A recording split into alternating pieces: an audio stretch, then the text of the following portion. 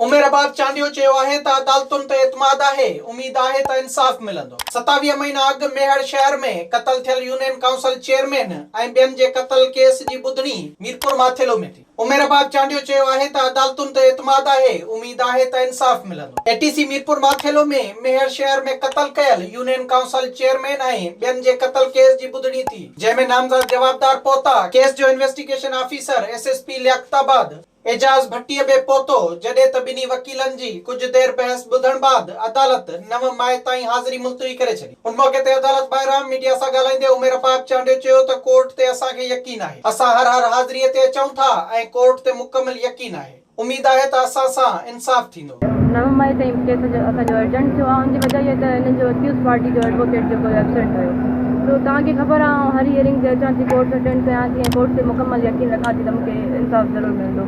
पर हीअ जेके एक्यूज़ पार्टी आहिनि हर दफ़े को न को एक्सक्यूज़ ॾेखारनि था ऐं केस जेको आहे सो एडजन कराइनि था।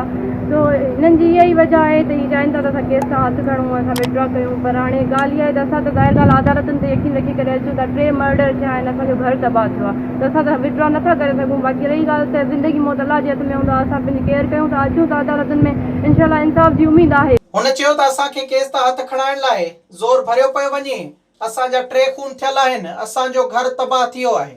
विज़िट कयो अवामी आवाज़ मीडिया ग्रुप जी वेबसाइट awamiawaz.pk।